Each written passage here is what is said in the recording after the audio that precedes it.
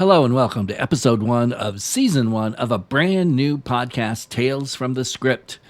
If you'd like to know the story of who I am and why you should listen to me about all this, and if you'd like to know where did this thing come from, well, we'll tell you all about that after the story's over in footnotes. But right now, let's jump into the scriptures for our very first Tales from the Scrypt Bible stories for adults. Yes, grown-ups, not kids. One of the most famous stories in the entire Bible is the story of David and Goliath. It's become more than just a story. It's become an iconic representation of the little guy beating the big guy and overcoming all the odds. It's found in 1 Samuel chapter 17. Now, everybody has heard about this story, but just how well do we know it? Well, let's find out. Our story opens with a stalemate.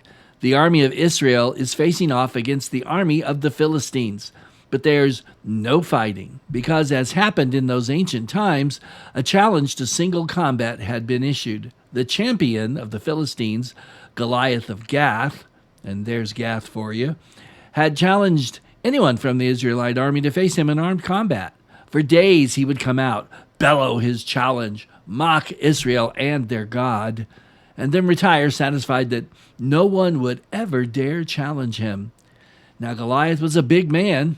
How big? Well, the most used Hebrew text says he was 6 cubits and a span, which comes out to roughly 9 feet tall. However, there is an alternative reading of 4 cubits and a span, which amounts to about 6 feet 6 inches tall. Now, since the cubit was not a fixed measurement, it's the length of the forearm of the reigning king at that time, it's hard to be precise. Most scholars settle for a rough average of about 18 inches. So let's split the difference between the two and say that Goliath was at least 7 feet tall and that David was of average height for his day, which was 5.5 feet tall. Now, imagine a man 5.5 feet tall facing off against a fully armed and armored man the size of Shaq, or, for you wrestling fans out there, a young, fit, armed and armored Andre the Giant. Yeah, that's pretty scary. Goliath was a professional warrior. He had fought and killed many times and was about as tough as a man could be. He wore the best bronze armor and carried a spear, javelin, and of course, an oversized sword. He was nothing if not confident when he saw David take the field. Killing was his chosen profession, and if the Israelis chose to send out a boy against him, he'd kill that young man without a moment's hesitation. At this time, David, the youngest boy in his family, was in his early teens. His 3 older brothers were in the army, and their father sent David to bring them some food. Like everyone there, David heard Goliath's challenge and was amazed that no one would answer it. He was offended that no one would stand up to and challenge Goliath in the name of their God Yahweh. So untrained and seemingly unprepared, David volunteered. He had no armor on because he couldn't fit into any of it, and he wasn't trained to fight in it anyway. Armor was normally handmade to fit the person who would be using it. King Saul had made the offer of the armor, and David refused it. So, like the true politician he was, Saul was covered. If David died, he could say, "Hey, I tried to help, but he wouldn't listen." If he won, on the other hand, well, then Saul could take as much credit for that as possible. Either way, he was safe to sit back, relax, and enjoy the show. As young David took the field, he carried only 2 weapons with him, a staff and a sling. We know Goliath saw the staff because he mocked David for thinking he could attack him with a little stick. He must have seen the sling as well. Now, as usual in Bible stories, we aren't told how the 2 combatants felt at that moment. David was very young and had never been in personal combat before. He had faced down deadly predators all on his own with just his staff and sling, so he knew how to deal with fear and even how to use it to his advantage. Beyond all that, of course, David had put his faith, his life, his future into God's hands and focused on doing the job at hand. It's a measure of just how arrogant and overconfident Goliath was that while he saw the sling, he paid it no mind. Goliath was insulted that they sent this boy out to face him. He would toy with the little pipsqueak for a while and then swat him like a fly. or so he thought. You see, David's sling wasn't like our slingshot. It's a well-known weapon in the ancient world. Most armies had groups of slingers who would go out in advance of the infantry to soften up the enemy with their stones. Israeli armies normally used quite a few slingers and were well known for them, so David was practicing what was a long tradition among his people. By Roman times, the sling was still in use. The Roman military texts recommended archery practice at about 200 yards, but slingers are known to hurl their projectiles as far as 440 yards. That's a quarter of a mile. And they were incredibly accurate. One ancient writer noted that the best slingers would, quote, wound not merely the heads of their enemies, but any part of the face that they might have aimed, unquote. Experts demonstrate that missiles leaving a sling leave in excess of 60 miles an hour. One Roman writer noted that the opponents in leather armor were in far greater danger from sling missiles than arrows. Even if the stone did not penetrate the armor, it was capable of inflicting fatal internal injuries. Unarmored bodies were easily penetrated by sling stones. An ancient medical book included instructions for removing lead and stone sling missiles from the bodies of wounded soldiers. Throughout the years, archaeologists have uncovered hundreds, if not thousands, of sling stones. You can see some here. They come in slightly different sizes, and many, like these here, have inscriptions on them. It reminded me when I looked at this of how airmen often write things on their planes' bombs before taking off on a mission, or artillerymen do the same with their artillery shells. So, as so often happens in war, lethal weapons of death and destruction also become works of art. In the case of the sword, they are cherished for their craftsmanship as much, if not more, than they are for their lethal killing ability. On that day, David, who wasn't a warrior at the time, had no specially made slinger stones. Instead, he quickly and expertly picked up several stones he knew would fly well and true to the target. There was no time to be fancy, for reality in all its horror was knocking at his door. Clearly, Goliath, who must have understood the power of the sling, didn't take David seriously at all. He probably thought that this young boy was untrained and untested and would be a quick and easy victory for him. David challenged him to come at him and fight, and that's what Goliath did. After all, Goliath had the size advantage, the weight advantage, the equipment advantage, and the experience advantage. All the smart money was on him, and he knew it. The shepherd boy facing him had only one advantage, his faith in God, something that Goliath doubtless didn't even consider for a moment. But he should have. David taunted the giant, daring him to attack him. With an outraged roar, Goliath began advancing upon David, even as David moved towards him. But suddenly David stopped, put one little stone in his sling, and began to whirl it in an underhanded motion. Almost immediately, it was moving so fast, it was nothing but a blur to every watching eye. Then, at just the right moment, David released the stone. It flew straight and true to its target in probably less than a second. It hit Goliath in the forehead, just beneath his helmet, and penetrated into his brain. Now, David's smaller stature than Goliath actually helped him at this point. The stone probably hit Goliath at or just above his eyebrows, entered his brain, traveling in an upward direction.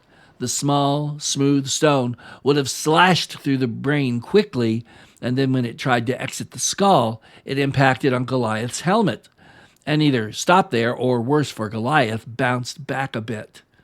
Goliath was, quite literally, a dead man walking. In an instant, Goliath lost all control of himself and collapsed forward, hitting the ground with a resounding thud, his arms and armor rattling. And just like that, it was over. A low moan must have come from the Philistine side, even as the Israelites collectively drew in their breaths in astonishment. It happened so quickly.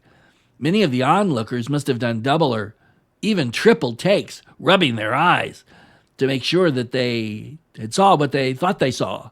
Could it really be possible that the monster Goliath had been killed by a mere boy? with just one stone? Well, David made sure there'd be no question that the giant was dead. Quickly pulling Goliath's sword from its scabbard, David decapitated Goliath and then stood victorious, holding the bloody head high. As blood and gore dripped from the gruesome trophy, the demoralized Philistines broke and ran. In mere seconds, the Israelite army followed in hot pursuit. Thus, David's personal victory became his nation's victory as well. One person, standing in faith and refusing to give in to his fear or to popular opinion, changed his world. The real moral of this story isn't about David at all. And it's not about his sling either. It's about his faith in God. When we trust and love God like David did, then we too can stand strong, even when everyone and everything around us says you're wrong. David stood with God, and you and I can do so too. I'm Louis Marsh, pastor of River Church and your host for this show. Thanks for listening, and if you found this helpful or enjoyable, please do all the YouTube things. Give me a thumbs up, and of course, a subscribe would be an immense help. God bless you all. I'll be back next week with the first in a multiple-part series on the life of Joseph, which you do not want to miss because there's some amazing stuff in there. So till then, God bless you, and why not take a few moments out today and read a Bible story for yourself. Now stay tuned for some footnotes.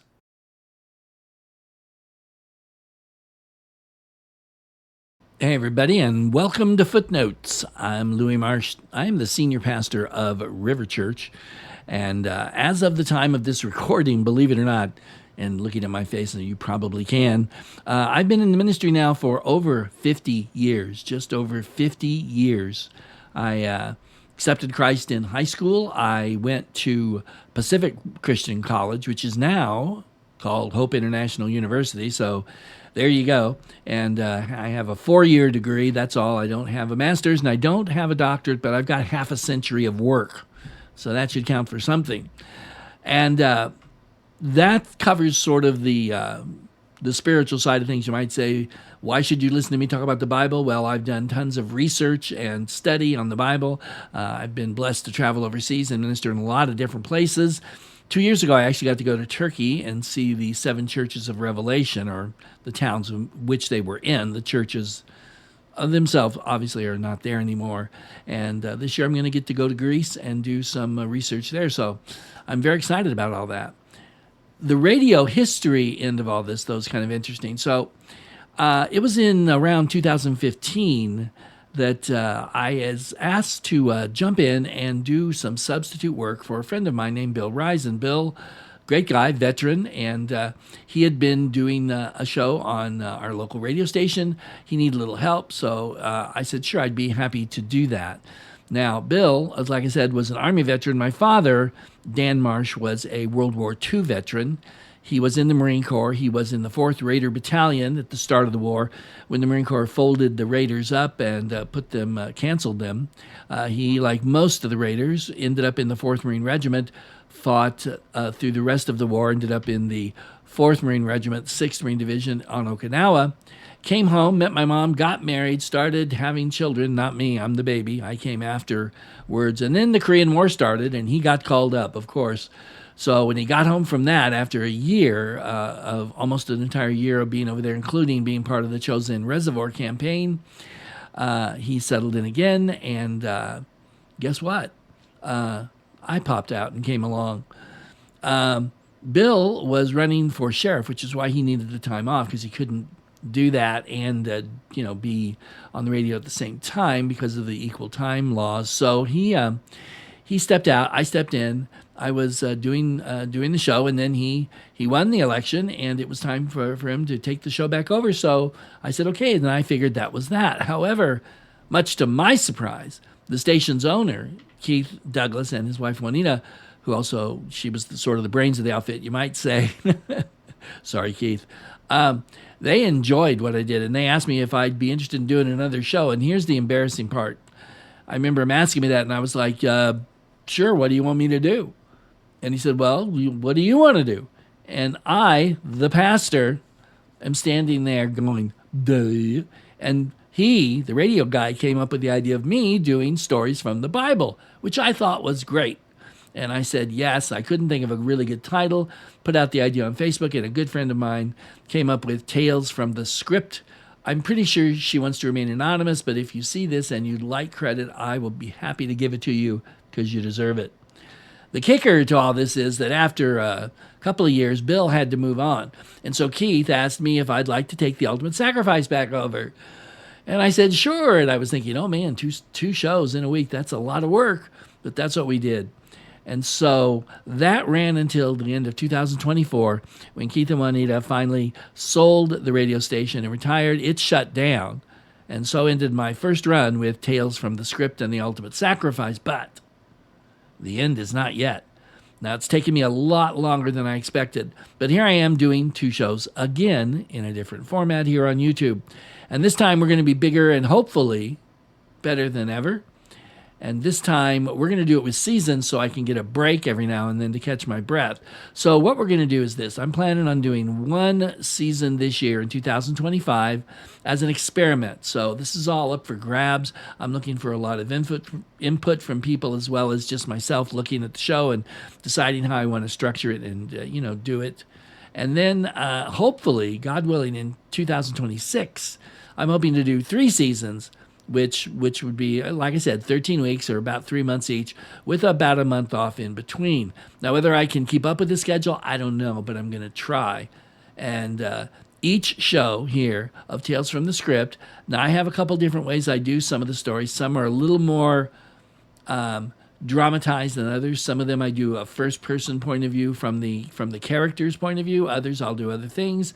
But each story features 2 things. 1, they're straight from the Bible, and 2, there's as much history and archaeology as I can jam in there because I love to do that research. And there are some amazing things coming up that I think most of you probably don't know about. I didn't know about them until I went and searched them out, because that shows you just how reliable and trustworthy Scripture really is. And we're going to have the footnotes section here, at least for a while, to answer questions, fill in any blanks, maybe share with you some interesting books you could read on the topic or websites or whatever. That'll be here. And I think probably once we get rolling, we may not do footnotes every week, but we can certainly do them periodically just to keep everything going right. So, and one more thing. I do plan on doing some live streams probably towards the end of this first season. I'll do a live stream this fall. And we'll see how that goes over and see if you enjoy actually being able to kind of do a little give and take, and I can do a story live on the air. So there you go. So that's it for now. Let me know what you think in the comments. Please subscribe and like it. I'd really appreciate that. And until next time, take care, and God bless each and every one of you.